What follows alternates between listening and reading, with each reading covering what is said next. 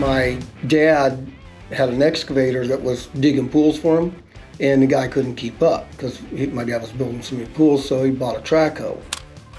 Well, then by the 80s, a lot of people kept asking us to, will you come and dig something with your track hoe for us?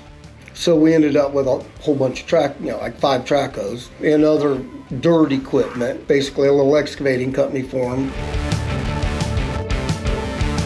So through all the 80s, after I graduated high school, I would come in and first I drove a dump truck. After that, I started getting to run a track loader a little bit. And then real quick after that, I started running one of the track hoes. But all I did was run the track hoe with a hoe ram on it. You know, I liked it. It was awesome.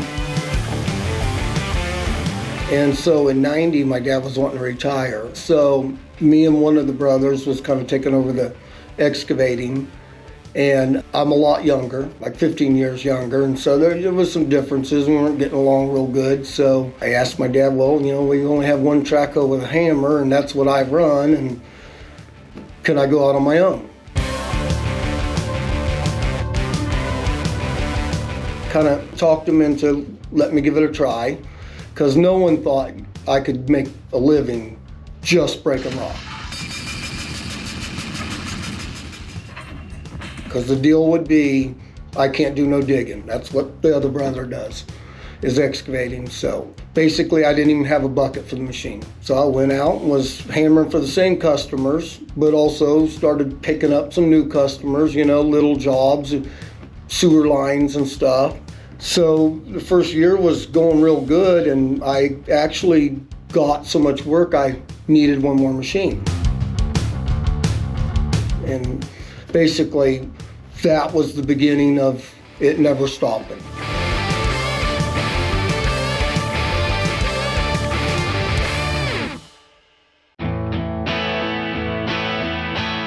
Between demolition and rock breaking, that's what we're known for. There's a lot of competition in Kansas City for general demolition. So houses, commercial, you know, there's some pretty good sized demo jobs here time to time. So that's very competitive. On the bridge side, it's not as competitive for the bridges. Not as many of them do bridges. So many of them are super time sensitive. You know, sometimes we need 20 track hoes on one bridge, you know, to do it in one night, and there's just not that many guys in town that can whip that out, you know. People call us for the hard jobs.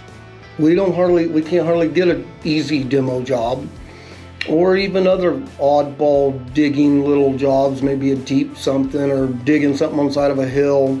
We get a lot of weird calls, so it's always something different.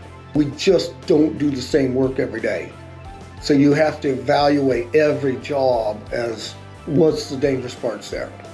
Because there's no sense in wasting the guy's time. Hey, you know, don't slip where it's slippery, and don't step on rocks where you'll twist your ankle.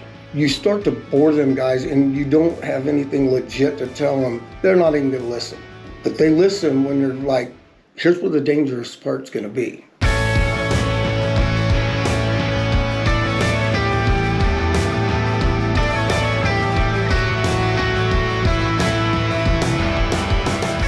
We offer a fun job, really. I mean, it's pretty fun tearing down.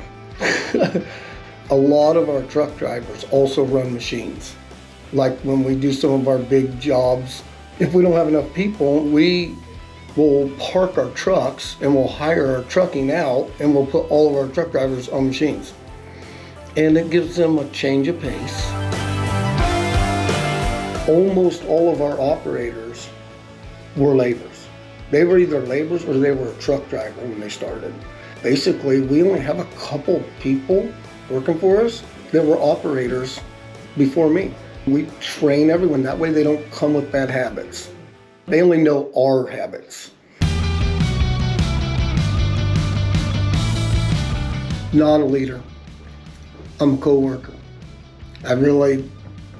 I go side by side with them. I don't care if we're shoveling or if we're running a machine. I love just being the same as them on the job, and maybe I know more, but I don't flaunt it or nothing. You know, I try to use it as training. But I've always said, I'm not your boss, I'm your coworker.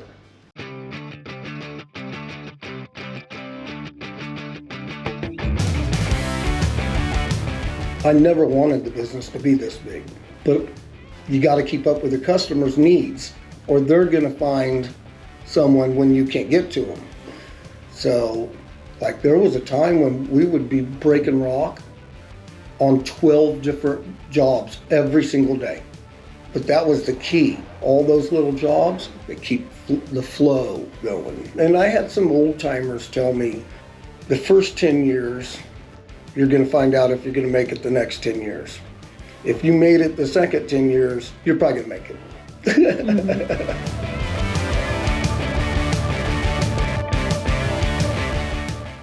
For more Contractor of the Year videos, click the playlist on the screen now.